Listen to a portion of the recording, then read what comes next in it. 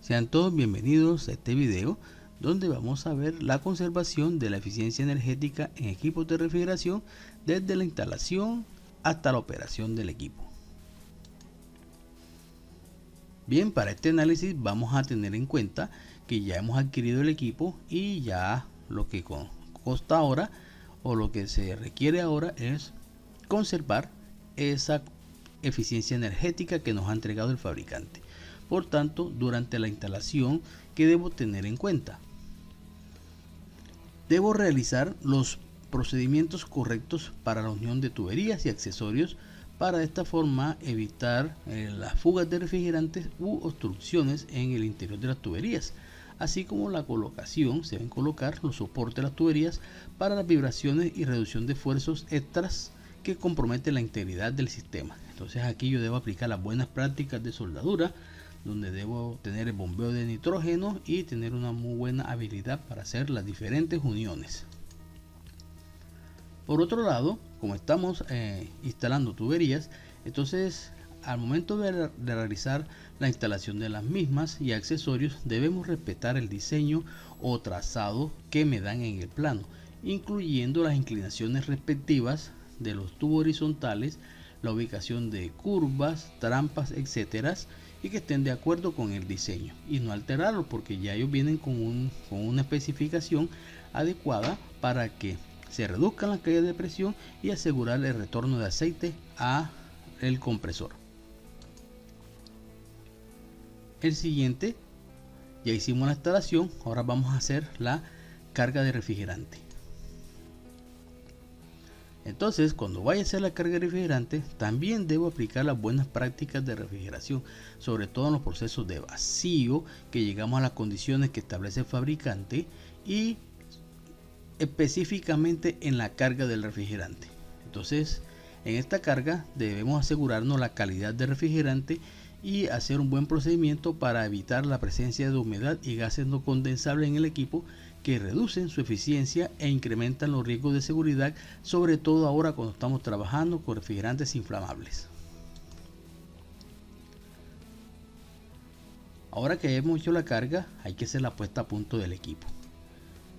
Entonces, ya cuando hicimos la carga, lo que hacemos al encendido es poner a punto el equipo. Entonces, una de las primeras actividades que debemos hacer es realizar la verificación de las presiones de operación, tanto de descarga como succión del equipo, para ver si están de acuerdo con los valores establecidos por el fabricante.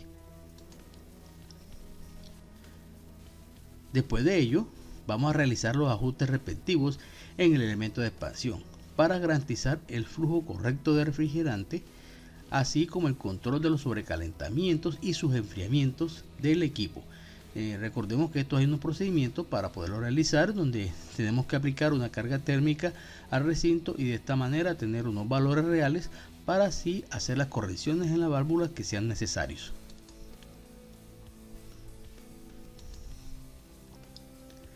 Después que ya tengamos el equipo operando con sus respectivas cargas, con su respectivo flujo de refrigerante, entonces se tiene otra función u otro procedimiento que implica es medir la velocidad, aquí en este caso, de salida y flujo del aire en los intercambiadores tales como el condensador y el evaporador, porque de esta forma vamos a verificar que el flujo de aire sea correcto y tener esos valores de referencia para futuros mantenimientos preventivos, porque estos equipos las aletas en los intercambiadores se van a llenar puede ser de sucio, puede ser de hielo, y van a afectar más tarde la transferencia de calor.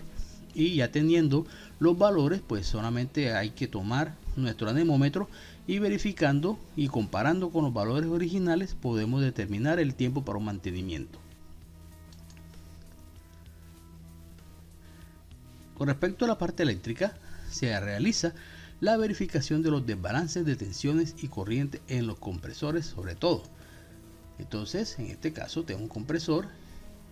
Recordemos que este procedimiento consiste en medir las tensiones entre las líneas que alimentan el compresor para después ejecutar una fórmula bastante sencilla y de esta manera determinar el desbalance de las tensiones, que ya tuvimos en un video en este canal. Al mismo tiempo, también hay que hacer la medición de las corrientes, en este caso un compresor trifásico, donde vamos a determinar las corrientes de cada línea y al igual que hicimos con la determinación de la tensión, el desbalance de tensión, también vamos a aplicar unas fórmulas para medir el desbalance de las corrientes, que también debe estar dentro de los rangos normales. Ahora, durante la operación del equipo, ya tenemos nuestro equipo operando, entonces, ¿qué actividades tenemos que hacer para conservar esa eficiencia energética? Una de las actividades principales que se hacen es el control de fugas de refrigerante en el equipo, porque nunca estamos exentos a ellas. Entonces, siempre periódicamente ir realizando esta actividad, porque recordemos que las fugas de refrigerante nos afectan el flujo másico y el rendimiento del compresor, así también como puede influenciar en la seguridad de los equipos y del personal que trabaja en ellos. Entonces, cuando yo realizo un control de fugas de refrigerante, ¿qué se evita? En primer lugar, la exposición del personal a condiciones inseguras, en caso de los refrigerantes inflamables o refrigerantes que tengan cierta toxicidad, en este caso como el amoníaco. También evitamos averías en el compresor por sobrecalentamientos debido a la falta de refrigerante en el sistema. También no podemos evitar la reducción de la capacidad de enfriamiento del equipo, impactos ambientales negativos porque se estaba teniendo un vertimiento de un refrigerante al ambiente, y también nos vamos a ver que esta condición de fugas de refrigerante va a influenciar en un incremento del consumo energético del compresor. La siguiente parte es realizar los respectivos mantenimientos preventivos al equipo, entre los cuales podemos mencionar limpiezas a los serpentines, mantener la integridad de tuberías y aletas, mantener en buen estado de operación los ventiladores de evaporador y condensador, así como realizar los respectivos cambios de aceite del compresor, como otros filtros en el sistema.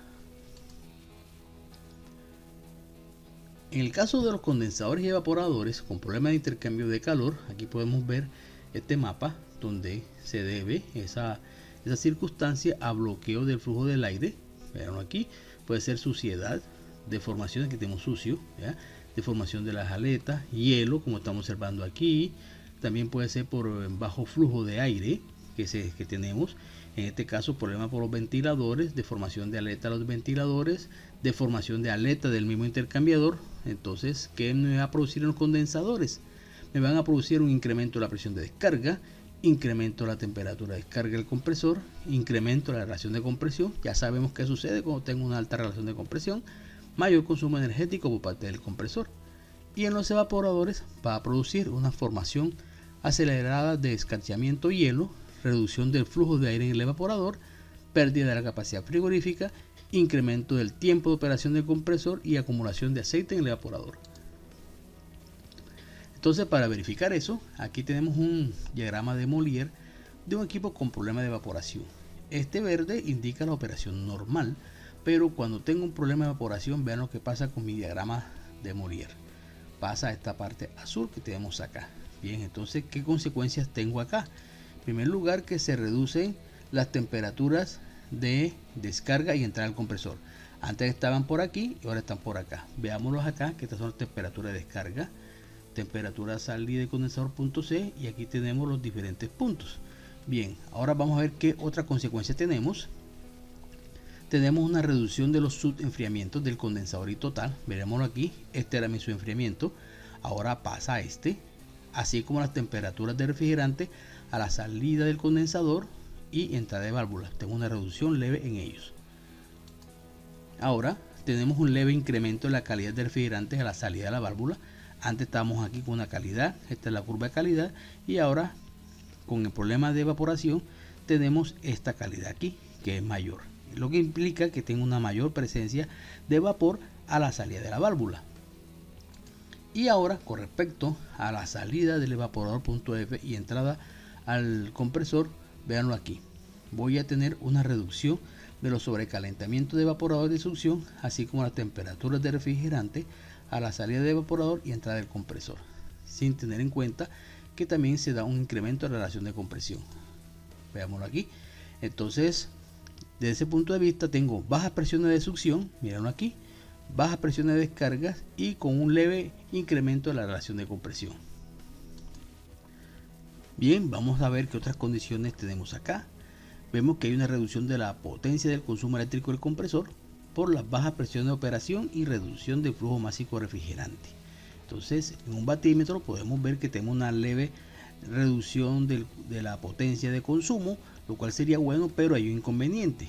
Resulta que en este caso no tengo intercambio de calor en el evaporador, por tanto se me va a incrementar el tiempo de trabajo del compresor, lo cual va a influenciar en un incremento del consumo energético del equipo. Por otro lado, desde el punto de vista del condensador, tenemos la temperatura de entrada del aire y la temperatura de salida del aire.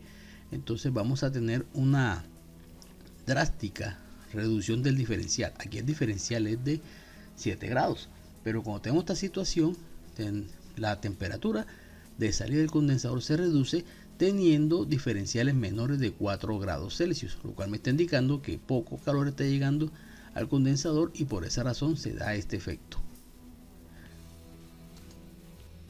Ahora, si analizamos el recinto, en el caso de problemas de evaporación, podemos observar aquí que vamos a tener varias situaciones. La primera es que la temperatura del recinto, en este caso ya tenemos aquí el efecto de un ventilador de baja RPM, nos va a subir la temperatura del recinto y también se va a presentar, en este caso, reducción de la presión de succión si tenemos un manómetro conectado, y en el tercer efecto es un escarchamiento acá de la línea de succión. Veámoslo aquí, cómo se está formando el escarchamiento. Entonces estas son situaciones en las cuales tenemos este problema de intercambio de calor en el evaporador. Bien, ahora vamos a analizar un diagrama de Molière cuando tengo problemas de condensación. Entonces veamos aquí que el diagrama de Molière pasa de esta situación en verde a esta situación en roja. Veamos qué características tiene esta nueva condición. Entre las primeras, entre aquí vemos A y B, que son las temperaturas de salida del compresor y entrada al condensador. Vemos que tenemos un incremento de esas temperaturas con una reducción del diferencial entre ambas temperaturas. Aquí puedo tener un diferencial de 5 o 6 grados y aquí puede ser un diferencial bastante menor, del orden de 2 o a 1 grado. La siguiente condición que tengo, veámoslo aquí, tiene que ver en esta parte y es con los subenfriamientos. Vemos que tenemos un incremento de los subenfriamientos de condensador y adicional, y obviamente el total más de 9 grados Celsius. Entonces esto debido a que tengo un incremento de la presión de descarga, como estamos observando aquí, un incremento de la temperatura de condensación que me da este efecto. Entonces estos subenfriamientos totales altos me están indicando que tengo un problema de condensación. La otra tiene que ver con la calidad. La calidad prácticamente se mantiene o hay una estabilización de la misma.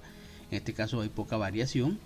Y con respecto a la refrigerante, a la salida del evaporador y a entrada del compresor, tenemos este efecto. Miremoslo aquí, el cual consiste en que tenemos una reducción de los sobrecalentamientos. Miremoslo aquí, así como las temperaturas del refrigerante a la salida del evaporador y entrada del compresor. Podemos observarlo aquí. Entonces, características de un problema de condensación. Con respecto a las presiones, tengo altas presiones de descarga y altas presiones de succión, y hay un incremento de la relación de compresión. Ahora, en el compresor, que podemos observar, en esta situación hay un incremento de la potencia de consumo eléctrico del compresor por las altas presiones de operación y alta relación de compresión, como estamos observando aquí. Y con respecto al diferencial de temperatura que tenemos en el aire que entra al condensador y el aire que entra, que sale del condensador, hay un incremento diferencial. Por lo general, los diferenciales en un equipo están entre 6 a 7 grados, pero cuando tenemos esta situación, hay un incremento de la temperatura del aire que sale del condensador, incrementando dicho diferencial alrededor de unos 9 grados en adelante. Bien, con respecto al recinto de espacio refrigerado, con esta situación vamos a experimentar una estabilización de la temperatura del recinto e inclusive un leve incremento de la temperatura de la misma, tal como estamos observando aquí. Y después de ello vamos a experimentar un incremento en la presión de succión de mi sistema, como estamos viendo aquí. Perfecto. También en ciertos casos se puede presentarse congelamiento de la línea de succión, dependiendo de las condiciones de presiones que nosotros tengamos aquí ahora mismo. Bien, ahora, por otro lado, se deben realizar las respectivas comprobaciones eléctricas, como las tensiones, corrientes, factor de potencia, desbalances de tensión y corriente, así como las conexiones y empalmes. También se deben verificar el estado de operación de los sistemas eléctricos de potencia, protección, maniobras y de cargas eléctricas con motores eléctricos, compresores, electroválvulas, resistencias, etc. Con respecto a las instalaciones eléctricas de potencia y control, se deben verificar la correcta posición de los diversos sensores, el correcto ajuste de los sistemas de control como sensores, termómetros, termostatos, presostatos, controladores electrónicos, PLC, etc. Y este es prácticamente el objetivo principal del sistema de control, que todos los sensores estén midiendo correctamente. Su ubicación es muy importante, que no estén ubicados en un sitio donde no debe estar, porque me van a crear lecturas falsas y ese equipo va a reaccionar ante esas lecturas falsas. Ahora también debo tener el correcto ajuste de las temperaturas, la programación, tiempos de los procesos de congelación y descongelación, valores de sobrecalentamiento, presiones, etcétera, sobre todo en estos nuevos equipos que vienen con programación electrónica.